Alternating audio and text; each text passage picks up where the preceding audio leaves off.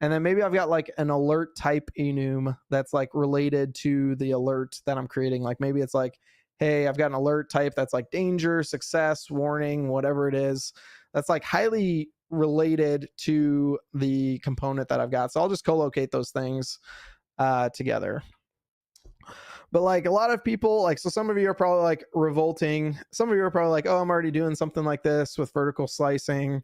And some of you are probably like revolting at this idea. And I revolted at the idea initially because I used to do kind of like those horizontal slice CS projects where I'd have like a data project and like a business project and a common project, models, and then like API or console or whatever the application is.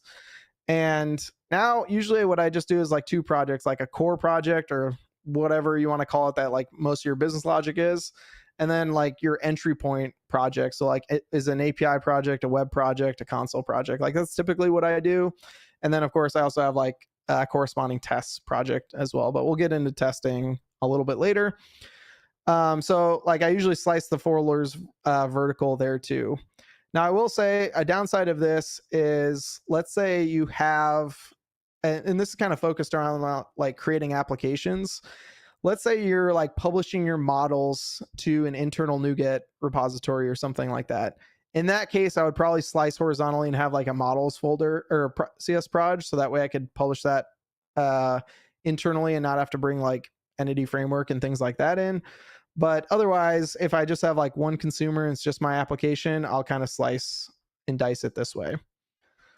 So I've got some resources here. Again, these will be posted on my blog after this. Like I posted about this back in 2016 in how to do this in ASP.NET Core. There's a bunch of other resources here, including like vertical slice architecture from Derek Martin, who's got a great YouTube video. But I guess the last thing I want you to think about is this analogy of soap. So if you're still like, oh, I don't like how this is done, I want you to think about like in your apartment or in your house, wherever you live, where do you keep the soap in your house? Like, do you have a closet full of soap? Like, oh, there's my dish soap and my bath soap and all of that kind of stuff is in the same soap closet because it's all soap? I'm going to guess probably not, unless you're kind of, I don't know, I guess judgment free zone. But more than likely, most of you are not doing that. Most of the time, you have your hand soap next to the sink because when you need to wash your hands, like those two things are related, right? Or you have like your bath soap and your shampoo in the shower and things like that. And you have your like laundry detergent by the washing machine. And the reason why you do that is because those two things are related. So you do that in your household. Now, I want you to think about like applying that to your code as well and keep those related things together with your code. And I think you'll find once you try that, if you haven't tried this before, that you'll actually enjoy having things sliced this way, or at least everybody I've talked to who's done this. I haven't run into somebody who's like, oh, I didn't actually like how we sliced that out. So that's kind of the last analogies, and you can use that analogy if you're trying to convince people at work to do this, because I think that soap analogy works pretty well. Okay. No eggs thrown at me quite yet for that one, so I guess we'll keep rolling on. But like I said, if you have any questions or comments, feel free to just shout them out. All right. If nobody's got any questions, next thing we're going to talk about is treat warnings as errors. So this one's a pretty fast one. I guess I'm curious, how many people maybe could raise your hand in the chat or, comment in the chat? I guess I didn't pop open the chat window. Okay. No, I'm not recommending soap over rest. Don't worry. That would be, I'm not that crazy. So I'm curious if you want to put in the chat or raise your hand. How many people ever cracked open a new project that you've never seen before and you went to build it and there's hundreds or even thousands of compiler warnings after you built it? All right. So far, Joe's the only honest one in the group. Vince too. Aaron. All right. Perfect. So yeah. And honestly, if you haven't, you're either like you work at a great place or you're flat out lying, because almost every place I've been has like some projects that have these compiler warnings. And in my view, a compiler warning shouldn't exist. Like, it should either be like an error I care about and I go fix, like, oh, I forgot to wait, or hey, I forgot to do a null check, or I should actively ignore it and say, like, you know what, on this line of code, I'm ignoring this warning, or whatever the case is, or maybe I'm globally for the whole project ignoring this warning. And so, like, I think it should be binary. It should be an error or nothing. And to flip this on, you can just flip on treat warnings as errors true. And now going forward, anytime you have a compiler warning, it will now flip it to an error. So that way, because what I found is when you deal with these projects with hundreds or thousands of warnings, like, you just ignore them. And I would say probably a good portion of them are something you should care about. And so now this kind of enforces you to take care of those warnings before they become a big deal. So if you can do this on brand new projects, especially, so you're from the get-go, you don't have those warnings build up, that is definitely a good thing. So I see Vince, I inherited a legacy system with hundreds of warnings, so I just hide that tab. Perfect. That's amazing. And yeah, Vince, I've totally been there too, where it's like, I don't even want to look at that. I'm just going to put that off to the side. Scott, we got a couple hands up, Jeff and Aaron to be specific. Oh, yeah. Yeah, go for it. You can go ahead and unmute. Oh no, I just left my hand up by accident. Okay. Yeah, I was just raising my hand to the, yeah, me too, man, with the warnings. Sorry, I didn't necessarily know how to do that. So. Oh, no, you're good. Yeah. Yeah, that's, yeah, sorry. I guess congratulations / condolences or congratudolences that you also have felt this, but yeah, it's definitely something that, yeah, I mean, you're not alone if that's any consolation. All right. Next, I want to talk about logging best practices. And I kind of put best practices in quote here because anybody who tells you something is like best practices, I feel like that's usually like a synonym for like, this is just my opinions based on the situation I'm in. Because more and more for my career, like when I used to think things were absolutes of like, oh, you should always do X. Like I always get, and this is what I like about consulting, is getting exposed to different things. Like I get hit with a consulting situation where I'm like, oh, actually in this situation, it makes sense not to do what I thought was the best practice. So that's why I kind of put best practices in double quotes, but I'll kind of give my general opinions about logging. Number one, if you're not already, my opinion is I like using Serolog as a logging framework just because it's got a lot of community involvement. Now, if you're using like nlog or log4net, that's totally fine too. It's just Serolog's usually my go-to. And a mistake I still see a lot of people make though is when you're configuring Serolog or nlog or log4net, you shouldn't be really referencing that anywhere other than when you're like bootstrapping your logging, like when your app boots up in your program.cs. And so instead you should use the like iLogger abstraction that's built in to ASP.NET Core. Well, and technically it's even outside of ASP.NET Core. It's just built in the logging package. And so that way you're not tied to Serolog directly. So if you do want to switch just from Serolog to nlog or whatever, usually it's just like a handful of lines of configuration. But you should use structured logging, not concatenation. So instead of like searching for strings, you can actually in iLogger, you can use structured logging. So basically it turns your logs from like strings into like basically database columns. So you can like do like pretty robust queries, like for instance, hey, show me all the requests for this user and what they did in this time range. And you can kind of do it as like essentially like a SQL query, or if you're in Azure with Log Analytics, it's a KQL query. And one thing to note though is when you're doing structured logging, like Azure Log Analytics will cap at 500 unique columns, and then it throws it in the rest into like an other data column. So just something to be aware of. Nothing really, like if you have more than that, it's not really terrible. It's just something to be aware of, that like you'll have to go to like the other data column to see those other columns. But I also think like each log should have some key bits of information on them. So like Serilog has the concept of a log context. So you can like, rather than like, for instance, I might want to know who the user is on every single log. Well, and like throw the user ID on there.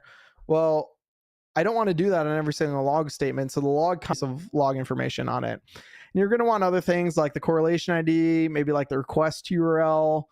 I also like putting like the version of the application of like, hey, this is version 1.0 dot, the build number, like 300 or whatever it is.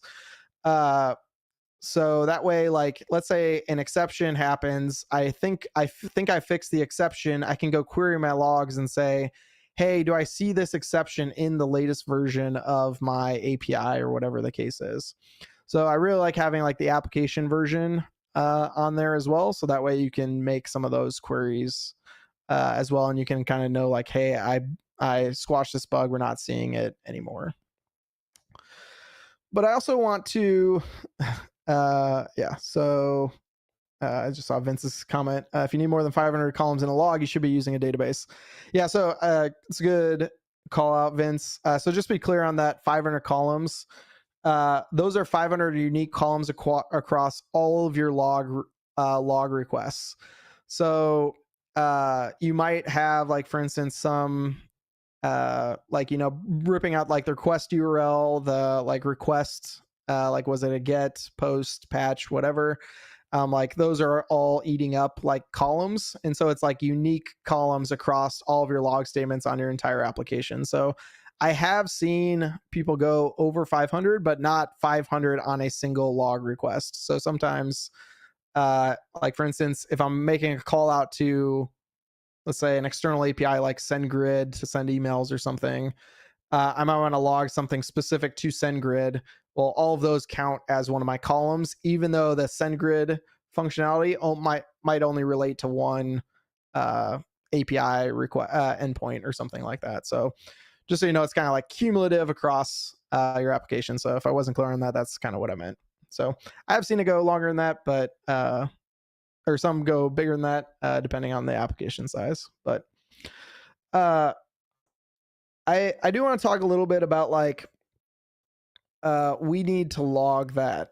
And for instance, like what I mean by that is, like, I've been in refinement sessions where we're talking about a story and the product owner or somebody on the development team might say, hey, we need to make sure we log that. Like, for instance, let's say we're building like a user management feature and we're controlling what permissions each user can have. Like, hey, you're an administrator, which means you can do these things. You're just a regular user, so you can just do these things.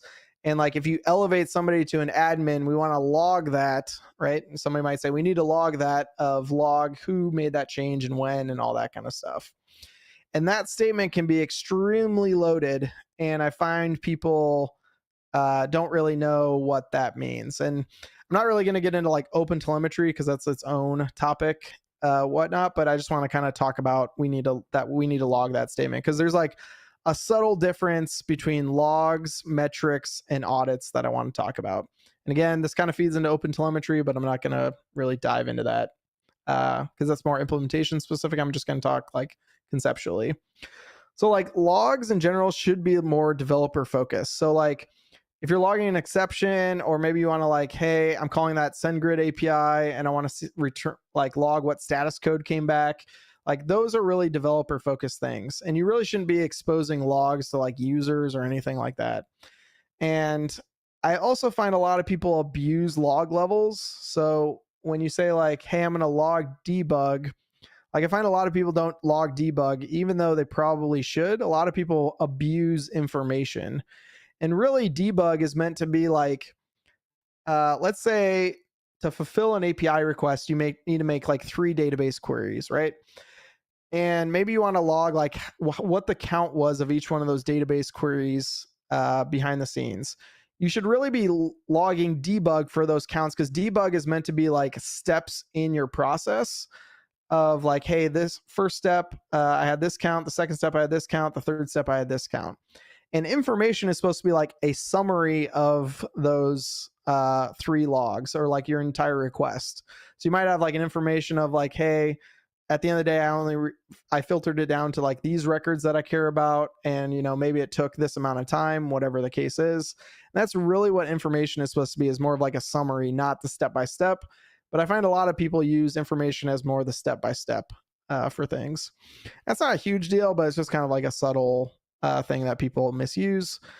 Warnings are also something that people either misuse or don't really know about too much. But warnings are supposed to be like, hey, one of these happening isn't a huge deal, but if this happens a bunch in the aggregate, it is a big deal. So take like a user, let's say somebody's logging into your system and they lock themselves out. Like that by itself is not a problem. Like that's not an error. That's just like a typical course of business and probably just a warning if somebody locks themselves out. However, if all of your users across your entire system lock themselves out, so you have like thousands or tens of thousands or millions of warnings of people locking themselves out, something is wrong. Like, why is every user locking themselves out? So like one warning by itself is fine, but tons of warnings in the aggregate could be an issue, an indicator of an issue. So that's kind of what warnings for. Errors are your typical like unhandled exceptions, and then or fatals are kind of like, hey, my app can't boot. Like I need to talk to a database to boot up and I can't talk to the database, or I can't talk to Azure Key Vault or whatever the case to pull secrets or whatever the case is. So that would be an example of like a critical or fatal of you can't even boot. And I've seen people abuse critical too, when really it's more like your application can't even function. So like I mentioned, information's getting abused, but like you also need to think about how long does my log store keep logs? Like, for instance, I guess I'll pose this to the group. Does anybody know how Serilog works under the hood when you call like logger.log debug? Does anybody know how that works under the hood? And like what happens next?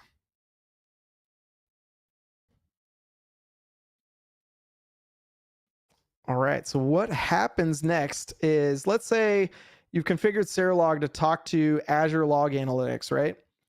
Serilog does not, when you call a log debug, Serilog does not immediately go out to Azure Log Analytics and send an API request and wait for that to come back. What it does is it puts it on a background thread and like pools them up until you get a certain number. It's been a certain amount of time or get a certain amount of log requests, and then it flushes them out. And so what this means is let's say you call log debug and it's kind of waiting on the background thread, and then your app unexpectedly crashes. Like somebody essentially pulls the power on your API. That means that log that was in memory is no longer in memory. It is gone. And so some people use logs for like treating very sensitive data. So for instance, things like HIPAA requirements. So I have like a health insurance background, and you need to keep certain pieces of HIPAA information for like 7 years. And so if you're doing that with logs and Serilog, there's no guarantee that you have that log ends up in your log aggregator of choice, like Log Analytics, because it's not waiting for Log Analytics to come back, because ultimately at the end of the day, it's they're kind of making Serilog made the assumption like, hey, if your log provider's down, you don't want to take your whole application down. So that's kind of their thought process. So you kind of need to think about like, is it okay to not have a 100% guaranteed delivery of logs? Like for an exception, that's probably okay, or debug, that's probably okay, but for like HIPAA logs, that's not okay. And so that kind of feeds us into like metrics next. So there's really kind of two types of metrics. There's application metrics, like what's the CPU, network, response times, those kinds of things. And then there's like the business side of like, how many times did somebody click the download button for this type, like when they're downloading this type of PDF or whatever the case is. So again, you kind of need to ask yourself, how long do we need to keep that metric data? And is it acceptable to miss some data? Like not having CPU percentage for a minute is probably okay. But if you're making like big business decisions off of like the business metrics, then you might need to consider what data store you're hitting. So again, you kind of need to think about like what data store you're hitting, because like Log Analytics Workspace, for instance, I think by default keeps things for 7 days or 30 days. I can't remember offhand. but which is fine if you're just storing like exceptions and things like that. But if you're storing HIPAA data that you need to keep for years, that is not okay, right? So that kind of leads us into audits. And so like if you need that HIPAA data that we're talking about, or like that when we're creating like a user management system and tracking who elevated people's permissions, that's kind of recording who did what and when in your application. That's more of an audit. And usually you have this for like legal reasons like HIPAA, like I mentioned, or traceability reasons. And this is like where losing any data is unacceptable, period. And so like the simplest way is just store those audits in the same data store as the data that's being audited. So if you're using SQL Server, put it in SQL Server in the same transaction as the data changing. That way, if you can't log the audit, you don't actually record the record and make the change at the end of the day. So, but again, a lot of people like they say like, oh, we need to log that. And they think, oh, I need to use a logger because we said the word log. And it's like, no, think about what it is that you're trying to do. So that was a bit of a tangent, but that's kind of like, I think there's like a nuance version between like logs, metrics, and audits. And there's a whole nother thing with like open telemetry and traces and things like that too, but I'm not really going to get into that. But just want you to think more about that, because one of the worst spots you can be in is somebody says, hey, who did this? A year ago or 6 months ago or 3 months ago. And then you're like, oh, shoot.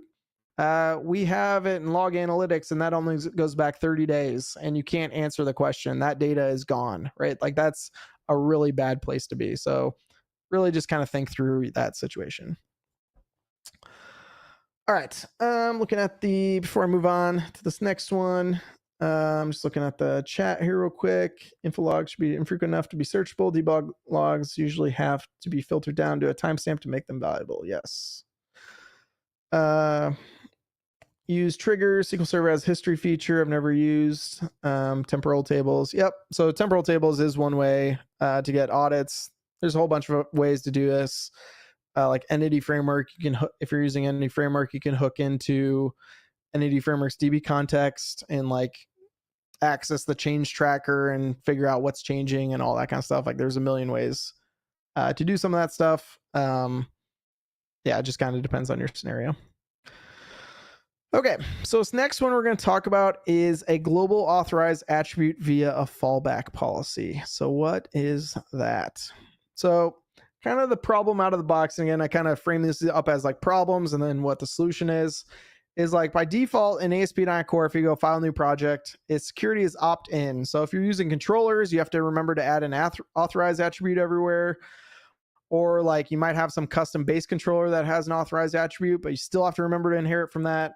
Or if you're using minimal APIs, you have to remember to put like require authorization around your minimal APIs. And what happens if you forget? It's like, oops, you're wide open to the whole world. And this actually happened to one of our clients. The very first day we started working with them is we came across about half of their APIs that they had forgot to add the authorized attribute to things. So it was literally wide open to the world, which in their case was really bad. So that was a fun first day when we had to inform them of that. And luckily it was not us, just to be clear. It was a previous full-time employee, but yeah, that was definitely not a fun conversation to have. So the solution is to be secure by default using something called a fallback policy. And a fallback policy is the authorization policy that gets evaluated if no other policy is specified. So what I mean by that is when you're going to build your application, you can do like call the add authorization and then give it some options here and saying like, hey, the fallback policy is like, we want to build up this policy and require an authenticated user by default. But you can imagine you could also like require certain claims or whatever makes sense by default. Hey, to hit my API or hit my application, you need to have passed this metric. And so what happens here is this only gets evaluated if no other policy is specified. So if you have another authorized attribute, let's say in a controller that says, hey, I need an authorized attribute and you need to have like this claim or this policy to pass, that takes precedence over this. This is just by default, if there's nothing else there, it will hit this fallback policy. Likewise, if you just specify like allow anonymous, because maybe you've got an endpoint that you should allow people to be anonymous. If you specify an allow anonymous attribute, that will take precedence over this. But by default, this means any new endpoint we create, you at least have to be logged in order to hit it. So this is kind of secure by default and not relying on you remembering to add the correct authorization. Like you at least have some baseline by default. And again, you can kind of customize this how you want in case you want to like restrict this down further. Like maybe by default, you want them to be an administrator or whatever the case is, depending on your scenario. So that was a quick one. That is fallback policies. Vince asked, would it be better to have the fallback intentionally reject everything so you have to be intentional about who can get to it, like a not implemented error in a new method? Yeah, absolutely. So you could have a fallback policy that basically nobody can pass and like doesn't exist basically, because ultimately like this is just like a shorthand for creating a new policy, but you can also create like a custom policy that basically nobody can satisfy. And you by default, it's just like, I can't remember when you create a policy, it's like context.fail or something like that. And so you could just have that be in the method and like basically reject everybody by default to force people to think about what should be there. So yeah, you could absolutely do that too. All right, cool. Let's next talk about validation. So again, I'm going to kind of present this as a problem, kind of like out of the box. You have data annotations that we all know and some of us love.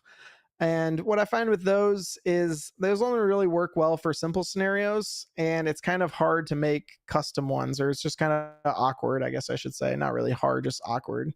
And so these are like the like saying, hey, this property is required and things like that. Those are kind of the data annotations.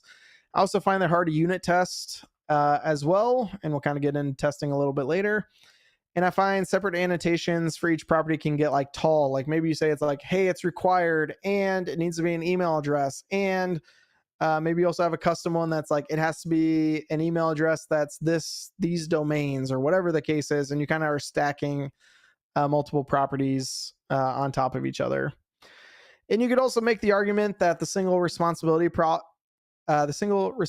principle, not problem, single responsibility principle is violated because you're combining like your models and your validation combined into one class. So the solution to this is to use Fluent Validation, and it's Fluent interface. I've actually given these business rules, and we'll take a look at an example here in a second in case you haven't used Fluent Validation. And I would be curious, people in the chat, how many people are using Fluent Validation today?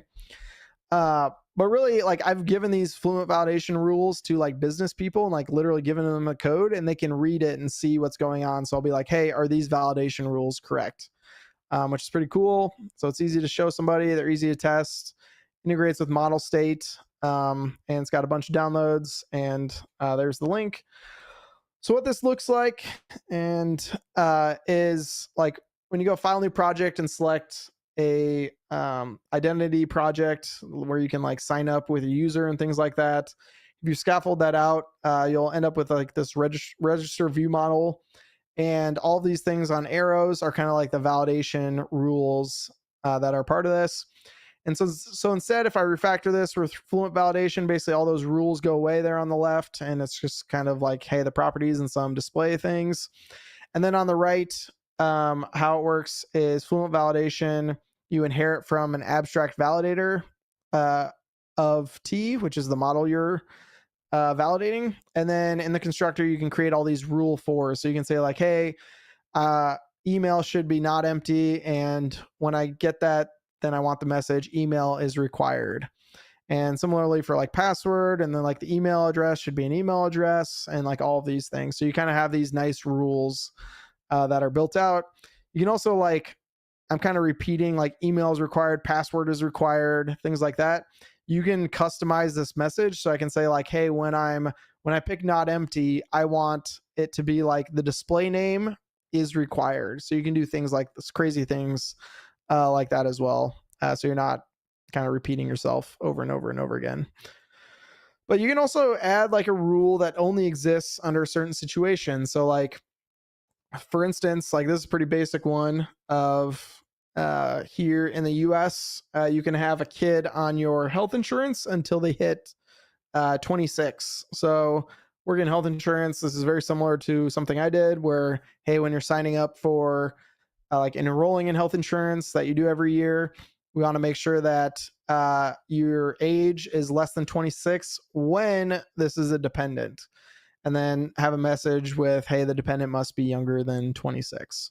So like you can also create like custom rules kind of in line here. You can also like bake all this logic into a method and like pass it a method that it must pass and have that pass in that method and return true or false, depending on what that is.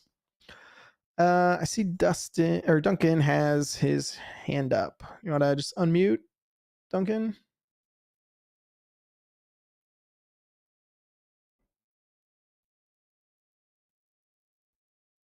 Duncan, if you're saying something, I can't hear you. Can't unmute. All right, you want to type your question maybe? I'll keep rolling until you get that question out there. And yeah, so that's kind of what Fluent validation is compared to data annotations. Is this a validator for front end distinct from a unit test? So when you say a validator for the front end, so what Fluent validation is more like, so let's say you're making an API, right? This would be like kind of your request models coming in. So like if somebody's trying to create a new user, for instance, you're going to have a model, whatever that looks like, whether it's a command or some sort of model that represents that request of saying, hey, I'm trying to create a user, and making sure that that request passes validation, because more than likely that create new user request comes from some sort of form on like a web page or a mobile app or whatever the case is. So if you are using like server rendered HTML, so like MVC or Razor pages, you can also have these rules. Like Fluent validation will cascade these rules down to the front end. So it integrates with jQuery validation. So it'll actually create like client side rules for you for free just by defining them server side. So that's kind of how the validators work. If you have like validation logic on like how to construct a domain object or something, like you might want to create, like have that not in a validator. You might want to have that like in the constructor, like required properties, so somebody can't like create an invalid object. But if you're taking in a request from like a user, like they can absolutely create an invalid object and kind of like bypass your client side code and things like that. So yeah, so not limited to front end. Yep. Cool. And yeah, if you didn't get a chance to ask your question like in one section, like feel free to just drop in the chat or raise your hand or whatever the case is. Like happy to go back to an older section too. All right, so the next one is the server header. So by default, ASP.NET Core, I guess specifically Kestrel, adds a server header. Does anybody know why Microsoft adds a server header that it'll say server Kestrel? Like, why would it add this response header that says server Kestrel? You can unmute or drop it in the chat, and I'll give you a hint. It's not a good reason. Joe is correct. Analytics. So the reason why Microsoft added that was because they want to know how many websites out there are built on ASP.NET Core, because if you're just, serving up HTML or making an API, you don't know if that's built in .NET or Java or Node or whatever the case is. So they added this server header to get some metrics around it. And that server header says Kestrel. The problem with this is, yes, Duncan is correct. This makes it easier for hackers and things to know what you're running. So if I know you're running .NET, I no longer need to scan you for all of the Java vulnerabilities or Node vulnerabilities. I just need to scan you for .NET vulnerabilities. Now, removing this doesn't necessarily like absolve you from vulnerabilities, but it just gives them more information to make more targeted attacks and make quicker attacks, because they might give up after a while, right? So instead, what you can do is you can configure this turn this option off and say builder.webhost, use Kestrel and say add server header equals false. Because by default, this will not be turned on or turned off, I guess, in this case. So again, this does not protect you if you are running like .NET 5, which has been out of support for a while now, but it's kind of like, think of like the lock in your house, for instance, or your apartment or wherever, is like locking your front door doesn't mean nobody can get in. It just means it's a lot harder to get in, right? Like somebody could still bust a window or knock your door down. It's just like if it's locked, it's a lot harder than if it's unlocked. So I would say this is more like you're locking the door a little bit and making it a little bit harder for somebody to exploit a vulnerability you might have, but it definitely is not saying, hey, flipping this off suddenly makes you secure. It just makes it a little bit harder for people to figure out what to exploit and things like that. Joe says, I used to work in obfuscation software, very much the same idea. It prevents low-hanging fruit attacks, but doesn't absolve you from actual defenses. Yep, absolutely. Okay.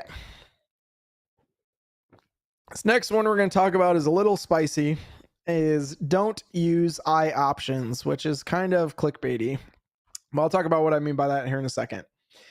Is if you're using eye options today, it is kind of annoying to deal with. And I guess for those of you, for what I'm talking about, eye options is kind of like the configuration system of ASP.NET Core to like pull in connection strings, whatever else configuration that you have. But like if you have other CS projects, now you got to like add a dependency to Microsoft Extensions options, as well as if you're testing eye options, like maybe your constructor depends on eye options. Now you got to like do options.create to satisfy a constructor. And then you have like this friction where like you're injecting in eye options. In this case, I'm assigning it to a property, but you could do a primary constructor or whatever here too. Is now you got to do like dot value when you want to get like whatever your value is. So you can't just say like, hey, grab me the thing. I got to do like dot value and whatnot, which if you're assigning it to like a field or property or something like that, it's just kind of annoying to do. So instead, what I do is I register my options class directly. So what I mean by that is I still have this one line up here that's saying, hey, configure app settings, and here's the section that I want you to grab, just like normal. But instead, now I'm saying, hey, add a singleton. We'll come back to the singleton thing here in a second. Add a singleton and then grab me the required service of ioptions.app setting or of app settings, and then grab the dot value. And what this does is in the DI container, it throws the app settings object into the DI container. So now all I have to deal with is my app settings object, which is usually just a POCO, plain old CLR object that's got just properties on it. So this is nice because now all my downstream services or CS projects don't have to depend on that options project. I don't have to do dot value everywhere, all of that kind of stuff. Now, I do want to come back to like this add singleton. So the way I've got this set up here is basically the configuration will never restart or reload unless you restart the application. So you might be like, oh, that sucks. But like you can totally have live configuration with the same thing. You just, instead of add singleton, you do add scoped. And then instead of eye options, you use eye options snapshot. And that would totally work fine. So then you can like reload configuration on the fly. If you're like changing an app settings value, although you really should not be reaching out to production server or anything and changing your app settings.json file. Like that's just not usually a great idea. Because like if you typo, like forget a trailing comma, you're going to crash your whole app and things like that if it's invalid JSON. So like in general, don't do that. But if you're using like Azure app configuration or external configuration mechanism, you can totally still reload configuration on the fly. So this does not absolve you or does not limit you in that way. So just a little nice thing I learned from somebody named Andrew Locke. I'm like, oh yeah, that's just a nice little like removes a little paper cut for you. All right, so that is eye options. Next, we're going to talk about code smells. These are just generic guidelines. In general, when I'm structuring a method, I like to have the happy path at the bottom of a method because I don't want to like scan in the middle of a method for what happens. Like if I've never seen this method before, like what happens when everything goes well. I want to kind of know that by looking at the bottom of a method. So I can use early returns instead of like nested if else's. So what that looks like is like if you go file new project and select Razor Pages, like identity, this is like a create user flow. This is actually the happy path of the method. So it's like logging for information, sending a confirmation email, sending the email, and signing them in. It's kind of in the middle of the method. And so what's funny is like there's also this comment in here that got thrown in by Microsoft of if we got this far, something failed, redisplay the form, which is almost always an indicator when you have to comment on how the code works that something is amiss and it's not super clear on what happens. So instead, what I would do to refactor this with the happy path at the bottom, I would first check is the model state valid and return or invalid, and then still return the page. So basically, if I get past this point, I know people submitted the right data to me. Next, I'm going to try and create the user. If that doesn't work, then I'm going to redisplay the form after adding the model errors, and then finally, do all my normal stuff. So this allows you to have like less indentation and in general, like just makes it easier to read, in my opinion. Some people like or don't like having multiple early returns, but I'd say try it out if you haven't and kind of see what you think. Because like I like knowing like, oh, when I'm down here, I'm in a good spot versus like back here, I have to kind of keep track of where I'm at with these ifs and like what they are and what the state of them are versus here it's a little bit easier to like know like, okay, I'm not nested. Like if I've got here, I'm in a valid state. So this leads me into the indentation proclamation. So this is the idea that the more indented your code is, the harder it is to follow. And so like if you've ever dealt with a lot of nested if loops, or if statements or if loops or things like that. Sorry, I was just moving the chat around. That's like really hard to follow what's going on. So the more indented your code is, usually the harder it is to follow. And if you Google the indentation proclamation, you're not going to find anything because I just made this up. And so this concept doesn't exist. But I find it's easy to remember because it rhymes, and it's easy to remember like, oh, the more indented I am, the harder it is to follow. So some generic code smells. These are not hard and fast rules, just kind of my warning light. Methods that are more than like 20, 30, 40 lines, I start to get a little nervous. Classes that are more than 200 lines, I start to get a little nervous. And anytime you create a region, some of you aren't going to like this, hot take is, I wish like when people tried to create a region in code, like Clippy popped up and said, hey, it looks like you're trying to add a region. Did you mean to make a new class or method instead? Because like we already have ways to organize code, which is classes and methods. We probably don't need regions for the most part. So let's also kind of just like, again, these are kind of my warning lights, not necessarily hard and fast rules. Although regions, I definitely do not use regions. That is a hard and fast rule. All right. I don't see, somebody's got their Duncan. Was that just hand raised from before? Guessing so. If not, just drop it in the chat and I'll take a look a little bit later. So like next thing, HP security headers. 90% of people don't know what these are.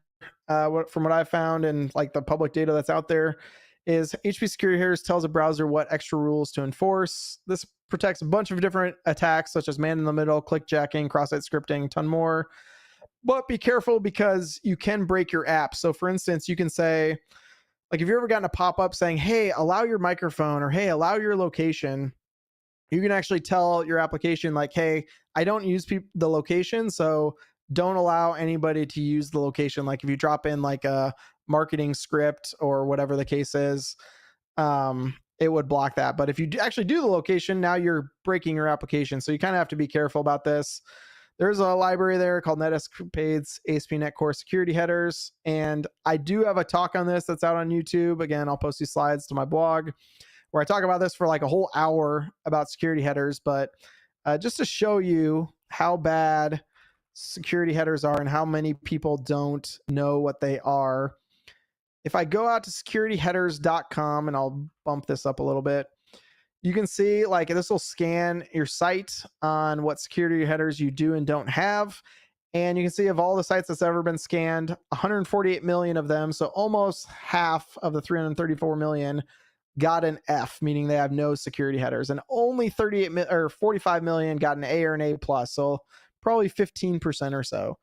So you can use this. You can use the site to scan your sites to see if you're doing it, but like I said, most people don't even know that these things exist. So I also always use security headers as well.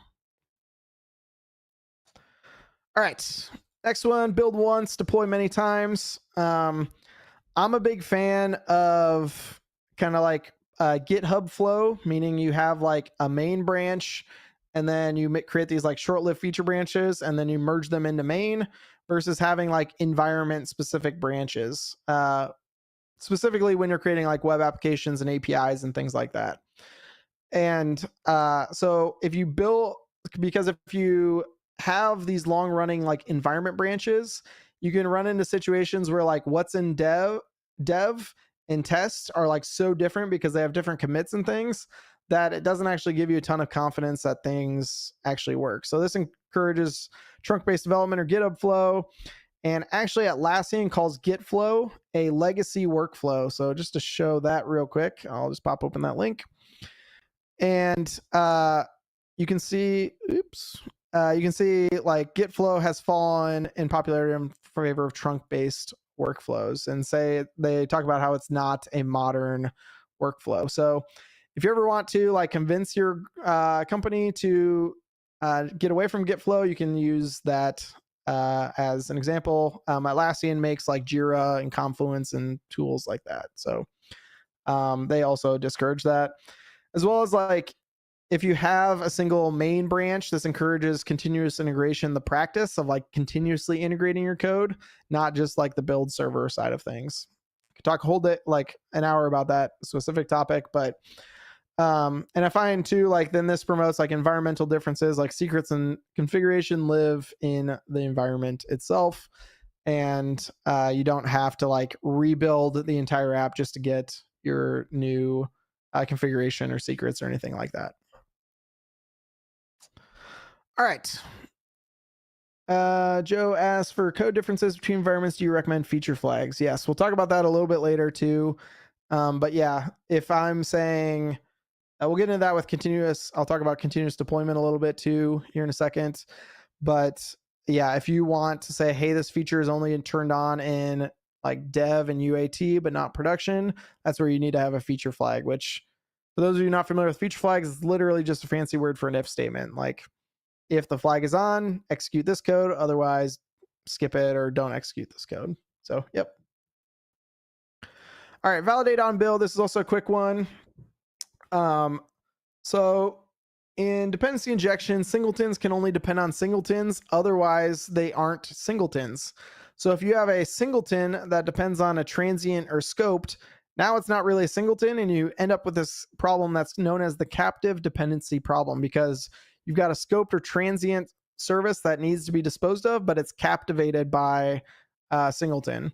And ASP.NET Core by default will catch this when you're running in the development environment, but not other environments. So like if you are running locally with like a custom environment name like local or dev or something, then you're not going to catch this error locally. So what that situation is, if I have like a singleton thing and a scope thing, and the singleton thing depends on the scoped thing, the error you're going to get is basically like if you have this, if you're running in development, is you're going to say, hey, you can't consume a scope service from a singleton. So they're trying to warn you of this issue. So I've seen people accidentally have like a singleton that depends on like a database connection of some sort, and that database connection either never closes or just isn't disposed of correctly. And so if you're hitting that issue, you might be like that symptom, it might be coming from this issue. But really, I want this turned on in all environments, because like if I have a custom like environment called local, like I want to get this on my local machine. So to flip that on, you just do builder hosts, use default service provider, and flip on validate on build equals true. Now that on build, you might think that's like on compile, but that is not the case. That is on the building of the service provider, like the DI container, not so it's going to be a runtime error, not a build error. So that name is kind of misleading, but that's what this is. And I find 99% of projects don't have this flag flipped on, and most people don't even know that that captive dependency problem can happen. And super easy if you don't kind of think about what's going on. All right. Next, we're going to talk about automated tests. I realize we're kind of running low on time here. You should be writing automated tests. There's tons of studies out there. If you go to Dora.dev specifically, they've done like tons of studies with tens of thousands of companies, and they've proven that automated tests makes you move faster in the long term. I would highly recommend using XUnit. That's actually the one that the ASP.NET team uses, but if you're using NUnit, that's fine too. I don't really like MS Test, because even though Microsoft made it, just because it's a little bit more verbose. And ironically, Microsoft themselves doesn't use MS Test either, because the .NET team and the ASP.NET Core team use XUnit, which I think is kind of funny that they don't use their own product. That leaves me to this concept of Chekhov's gun. And Chekhov was a Russian playwright back in the 1800s who said this quote that is basically, if you have a gun hanging on the wall in the first act of a play, it should fire off in a later act of a play. Otherwise, it's shouldn't be hanging on the wall in the first place. Now, you might wonder, like, hey, what does this mean to automated testing? And really the key takeaway here is everything in the story should be relevant. So let's apply this concept to testing. What is not relevant in this particular test for what we are testing? You can unmute or drop in the chat. What is not relevant to the story to what we're trying to test?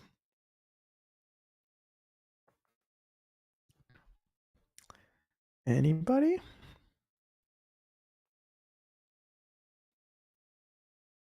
Waiting.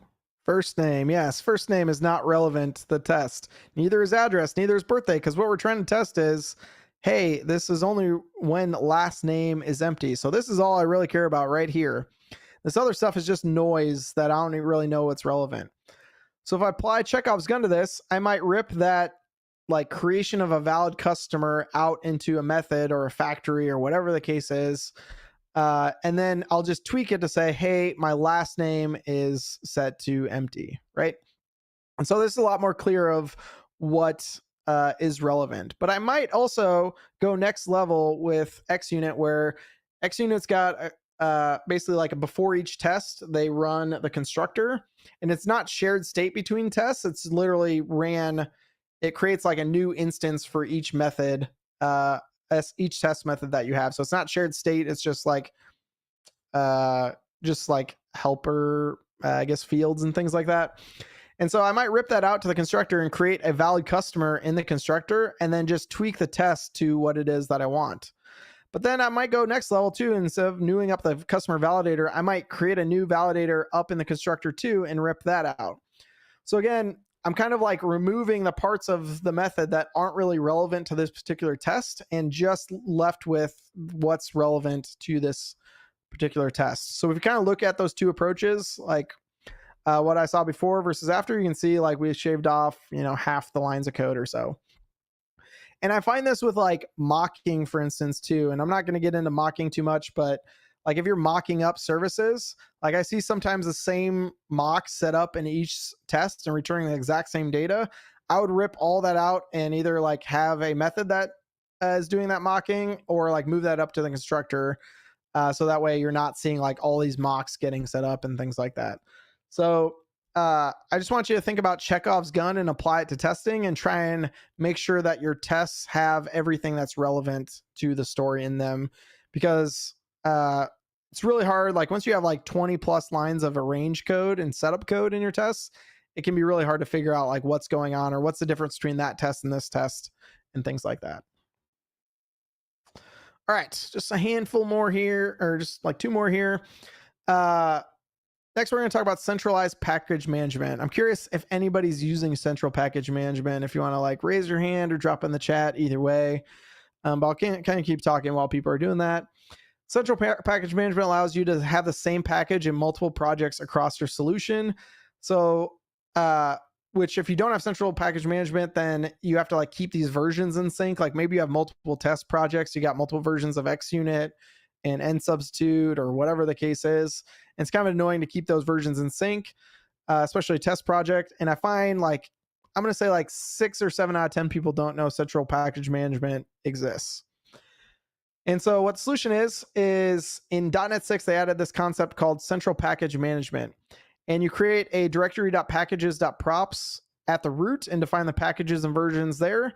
And then in your consuming CS projects, you omit the version attribute. So, so then you basically just say package reference include entity framework, or package reference include XUnit, and you don't say like version equals, because you kind of define it in this single file up here, and then all the other projects use that version.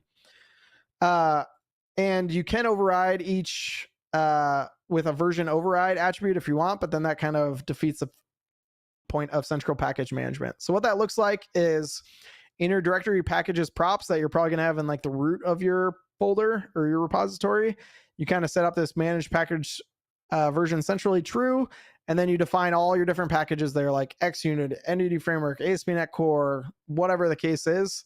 Like you list those all here. And then in your consuming CS projects, you just say package reference include the package name. And so you don't have the same version. So now if you ever want to bump XUnit, you do it in one spot and not in, let's say it's in 3 CS projects. You don't have to bump it all in all the CS projects. So it's a really nice way of doing that. And it's been in .NET for the last 3 years now. But again, I find most people aren't using it, and sounds like not too many people here are using it as well. So just want to call out attention to that feature. All right. So next we're going to do some rapid fire bonus topics. If you've ever wondered what SQL queries Entity Framework is making under the hood, switch the log level of Microsoft Entity Framework Core database command to information, and then you'll start to see it. And I'll show an example of that here in a second. However, make sure you only do this for local development. Like, do not do this for production, because you're going to create so much noise in your logs in production. So do not do that. So what that looks like, so for instance, if you're configuring logging through app settings, you just flip this on here, and then it'll show you down below saying, hey, I did this insert into this table, and here's the columns and the values and all of those kinds of things. So if you ever want to know what any framework is doing, by default, that's how you would do that. And that question about possible security problems depending on the query. Yeah, so by default, you can kind of see here, like the insert into, it just shows you the parameters, so you don't actually get the values. There's another setting you have to flip on to get the values, and I can't remember what it is offhand. But if you really want to get the values, you'd have to flip it off. Otherwise, all you're going to get is the queries. So like even you can see down here in the where statement where the normalized email is equal to like the parameter. So you don't even get like the value in the where statement. So, yep. Good thought though. I'm a big security guy, so I love your thought process, Joe. So some more bonus. If you're not doing CI/CD pipelines to like automatically build and deploy your application, you absolutely should. Like I will help you for free. If you're not doing this, just come talk to me. I would love to help you. Because if you're not doing that, that's probably like the number one thing you can do to like move faster, more reliably, is set up CI/CD pipelines. But I also want to talk about this concept called confident green. And this is kind of something we've coined internally. Like we don't really talk about it externally too much besides stuff like this. But I want you to think about like, let's say you've got a CI/CD pipeline, and a lot of teams I see are doing continuous delivery, not continuous deployment. And continuous delivery is this concept that you automate your deployments, but you still have to manually click a button to deploy it to prod. Like maybe you auto deploy to all your environments but prod, and then you have to like manually click a button. And what I want you to think about is like your whole build process up to that point was green, but you aren't confident to go to production. Why? And what I find people say is like, oh, well, in dev, I usually go play around and do this thing. And it's like, okay, and make sure that still works. And it's like, okay, that sounds like an automated test. So why don't we add an automated test around that? Now why aren't you confident to go to production automatically? And they're like, oh, well, I don't have 0 downtime deployments. Okay, we can fix that. Now why? And like you kind of just iterate over this and think through all these situations. And even if you don't do continuous deployment, what I find is it still sets you up in a better place going forward. So we try and push like continuous deployment as much as we can. So like if it's green, it goes all the way to production, but you need that safety net of like good automated tests, 0 downtime deployments, those kinds of things around that. And it was alluded to, I can't remember if it was Joe or who asked. Yeah, it was Joe asked about feature toggles. That's where feature toggles or feature flags come in, where you say, if you're going all the way to production automatically, you need to be able to say, hey, if I'm in production, don't flip this feature on quite yet, because I want a product person or a business person to look at it first. And so to do continuous deployment, you're going to need feature toggles. And literally, like you can start with just like flags and app settings.json, or you can graduate all the way up to like some tool like Launch Darkly or something like that, where you can flip it on outside of making a code change. So feature toggles are also a key point of this as well. And I would say too that, or just want to add that Dora.dev site that I mentioned, which we can get into that more later if people are interested, is that they also advocate for feature toggles as well. And notice the most high performing teams use feature toggles. So if that's not something you're looking at, it's definitely something to look at. Also, work in small batches. Like we all know this, like the easiest, like if you do lots of small things, that's way easier than like one large thing. So like try and think about how you can work in small batches in general interest. Like if you're deploying continuously with continuous deployment, usually you're just like deploying one thing at a time. And so if there's an issue, you know, like, oh, is the one thing I just changed, versus if you're waiting like every week or every 2 weeks or every month or every 6 months, now you've got a batch of changes and you don't exactly know which one caused an issue, if there is one. So working in small batches can help with that too. Like I said, deploying frequently, in my opinion, you should try and target daily if you can. And this is also a spicy topic. If you have like a front end system and then like a back end for front end API, where that API's only consumer is that single front end, I don't like splitting those up, because now like you probably have like a pull request in your front end to do all your front end code like React or Angular or Blazor or whatever it is. And then you have the corresponding changes in your backend code, and like they're split between 2 PRs, and like trying to like marry those up can be difficult when you're doing a code review. So I'd rather combine those things, because again, they're tightly coupled at the end of the day. If you only have like a single API for a single consumer, if you have an API with multiple consumers, I would not do this. I would split it out. But if it's tightly coupled like that, I would just put it in the same repo. Same with infrastructure as code. If it's tied to your application, I wouldn't put that in another repo as well, unless it's like shared infrastructure that you got. So just talk about real benefits of these practices. One company we worked with used to deploy 12 times a year, and they rolled back about half of those. And they used to spend a week a month just doing deployments and like dealing with like getting ready for the deployment. And we, by doing some of these practices, we got them deploying over 2,000 times a year. And I think last year they rolled back twice out of all those. And so they're not only deploying, and those rollbacks were like were feature flags that they flipped off. Like they weren't even like redeployments of the code. They're just like, oops, we flipped a feature flag on. It's not handling this type of user, whatever the case is, I'm going to flip that back off. And so like there wasn't really any downtime. It was just like the feature didn't work for a few people, and then they turned it off. So obviously this means like you're deploying faster, more reliably. You're also getting business value out sooner, because like if you're deploying one asking questions in a group, or maybe they've got a very specific question, so you can shoot me an email. I got my email there. Happy to answer any question that you have. If it's not obvious, I like talking about this stuff. So yeah, any questions anybody has? I don't see any hands raised or any questions in chat, but I did notice multiple people that commented that it was definitely a lot of great tips, and they all appreciated your presentation, and likewise as well. Perfect. And like I said, I'll post these slides up on my blog. I intentionally keep these slides pretty detailed, so you know like exactly what I said without having to watch the recording later. because I always hate like when I pull down a slide deck that somebody has and it's like just a picture. And I've got some of those talks too, but like I'm like, I don't remember what they said about that picture.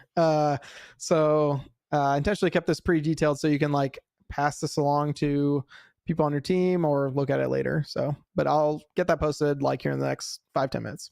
Excellent. Appreciate it, Scott. Thank you very much. Yeah. I'm also going to post a few links in the chat window, and unless there's any other questions or comments, and it looks like there is none. So if I may, I'd like to share my screen and go through some wrap-up slides. Perfect.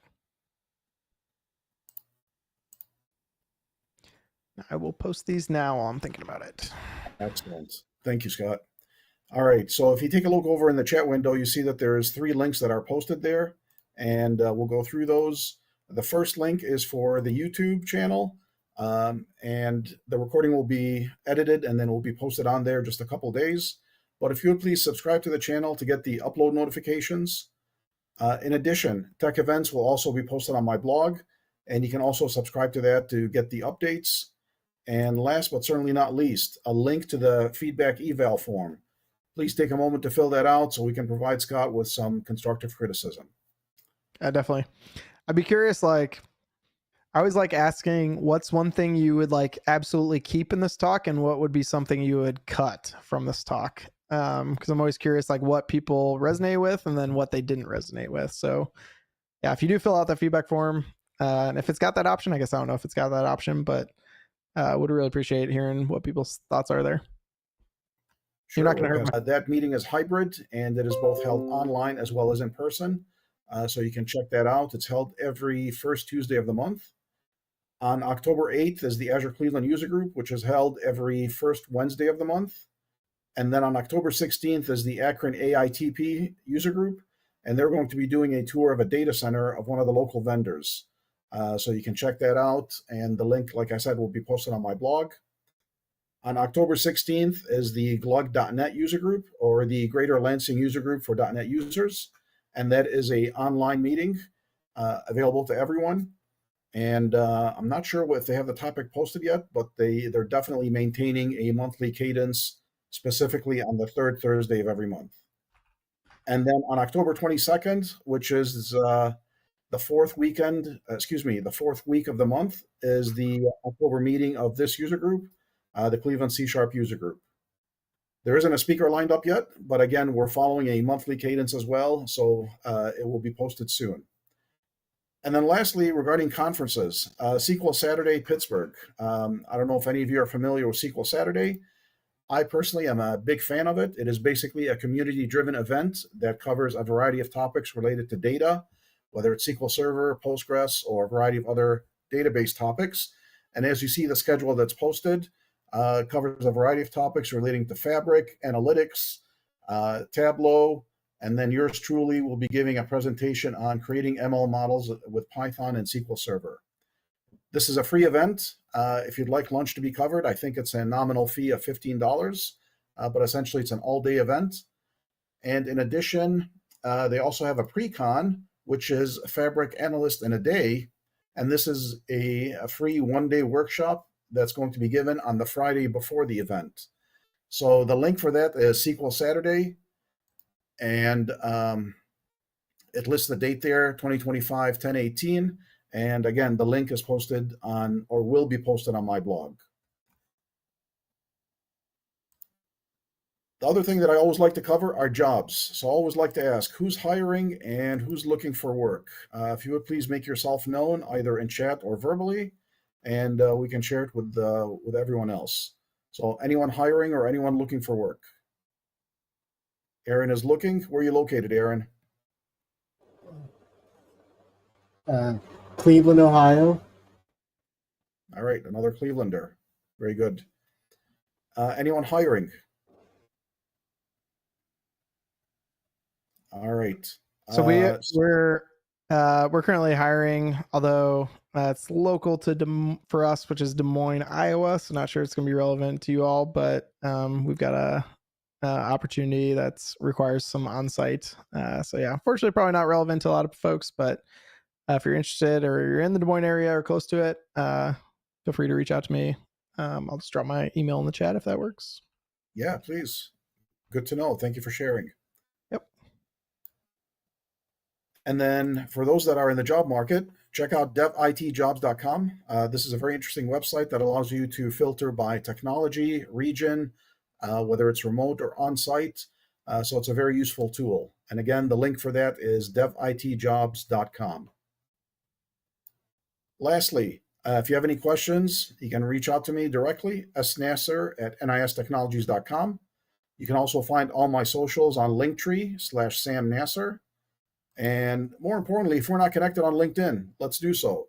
It's a great platform. I post a lot of articles on there and interact with a lot of other people. You can also get a look into some of my videos that I do on LinkedIn Learning. So it's a great way to connect. And so with that, if there's no questions or comments, thanks again to Scott for a great presentation. Thank you all for joining us, and look forward to seeing you all next month. Good night, everyone. Thanks for coming, everybody. Thank you, Scott. Yep. Thanks for having me. This conference is no longer being recorded.